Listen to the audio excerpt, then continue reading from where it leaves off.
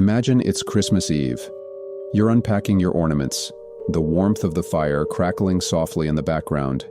You've finally found the perfect tree, one that seems to glow with a beauty that makes everything feel just right. But as the lights flicker on, something feels off. The air around you seems to thicken, and suddenly it hits you. This tree, this seemingly perfect Christmas tree, isn't just another holiday decoration. It's hiding something dark. It's an invitation. And once you bring it into your home, there's no turning back. The legend of the cursed Christmas tree stretches back centuries, to a time when the world was darker, and not all customs were meant to be shared.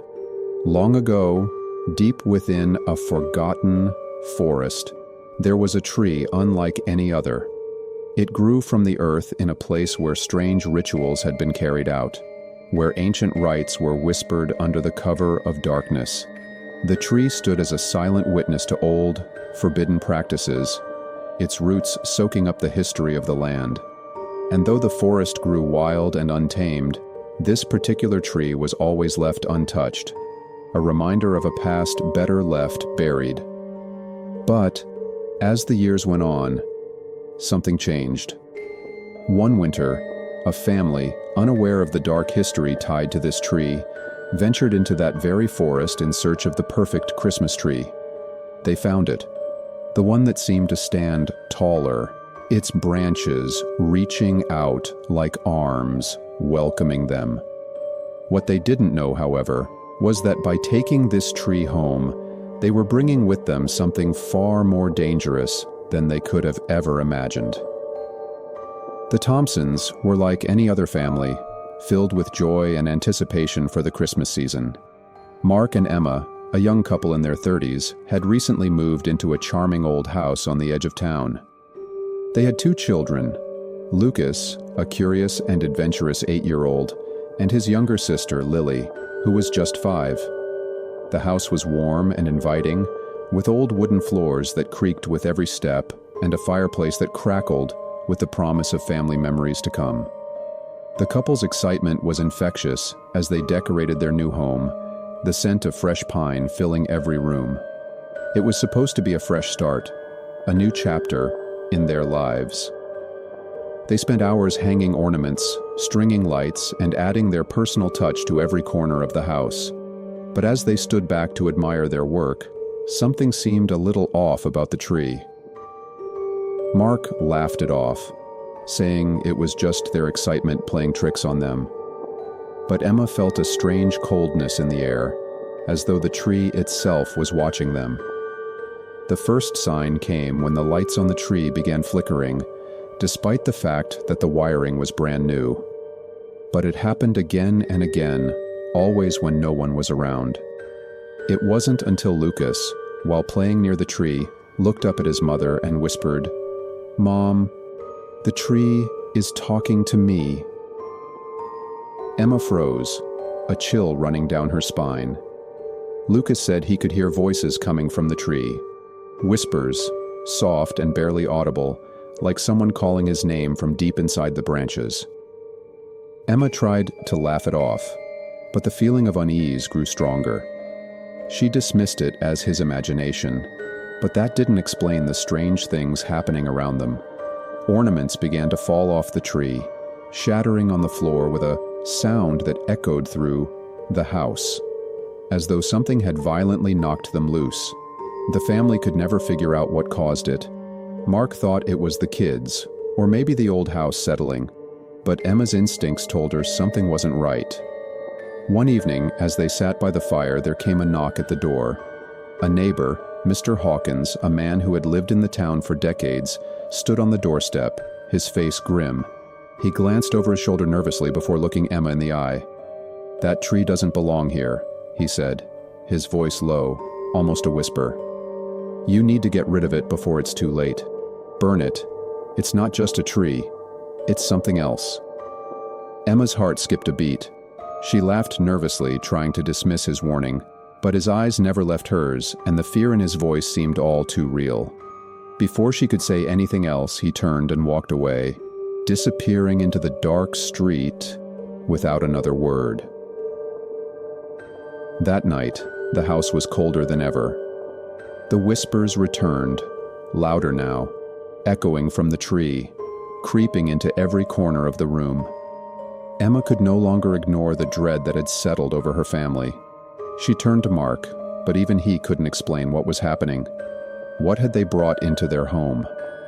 The next day, Emma woke to find Lucas standing in front of the tree again, his small hands pressed against the bark, whispering back. He didn't even acknowledge her. She called his name, no response. She shook him, but when he turned to face her, his eyes were blank, as if someone else was behind them. The strange happenings continued, and Emma could feel it, a heavy, oppressive energy filling the house. It was Christmas Eve, and the Thompsons were preparing for what should have been a peaceful night. The house was decorated, the stockings hung, and the fire crackled in the hearth. Emma woke in the middle of the night, shivering. The heater was on, but the air in the house was colder than she had ever felt it. She pulled the blanket closer, trying to ignore the sensation creeping over her. It was just the season, she thought. Maybe the drafty old house. But when she stepped out of bed to check on the kids, the feeling only grew worse. She went into the living room, her footsteps echoing in the silence, and her breath hung in the air like mist. The heater was running full blast, but the chill in the room was unbearable. The once warm, welcoming living room now felt like the inside of a tomb. Emma's gaze drifted to the Christmas tree, and what she saw made her heart skip a beat. The tree, once just an ordinary Christmas decoration, had changed. Its roots were no longer contained in the pot. They had burrowed deep into the floor, cracking the wood as they twisted and turned. The trunk was oozing a thick, dark sap that pooled around its base like blood, its texture black and tar-like. Emma's breath caught in her throat, and she backed away slowly, her heart pounding in her chest. She turned quickly and called for Mark, but her voice was drowned by a sudden bone-chilling gust of wind. The shadows in the room seemed to move on their own, stretching unnaturally toward the tree. Then her eyes darted toward the hallway. Lucas. Her son was missing. Her stomach dropped. She rushed to the children's room, but there was no sign of him. Panic set in as she searched the house, her feet carrying her back toward the living room, where she saw the outline of her son standing by the tree. Lucas didn't move when she called his name. He was staring at the tree, his tiny body swaying slightly, as though caught in some trance. His mouth was moving, but no sound came out. She rushed over, shaking him, but when he turned to face her, his eyes were wide, vacant, empty. He was whispering something, but it wasn't any language she recognized. It wasn't English, or any language she had ever heard. It was low and guttural, like a chant, almost ritualistic. Fear shot through her like electricity. She shook him harder, and Lucas blinked, his eyes slowly returning to normal. "What were you saying?" she whispered, but Lucas looked confused. I don't remember," he said, his voice trembling. Emma grabbed his hand and pulled him toward the door, but the moment her back was turned, the tree seemed to lunge. She heard it, a low rumble like something heavy shifting. She spun around to find the tree resisting her every move, as if it had become a part of the house itself, its roots spreading deeper, the sap continuing to ooze from its bark. Mark rushed into the room, his face pale as he took in the sight. He tried to pull the tree from the floor, but it wouldn't budge. It seemed as if the tree was alive, fighting them, binding them to the house, and then things got worse. The shadows in the corners of the room began to move, slithering, reaching toward them like hands stretching from the darkness. Shapes started to form, twisting into human-like figures, their outlines distorted and unnatural. The family was trapped, unable to escape as the figures closed in around them.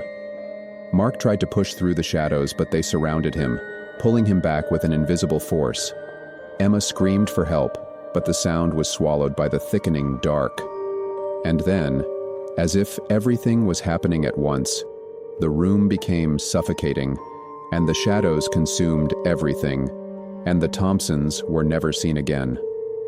The house windows became covered in dust, the front door horrifying, and the garden outside overtaken by weeds as it stood empty for years.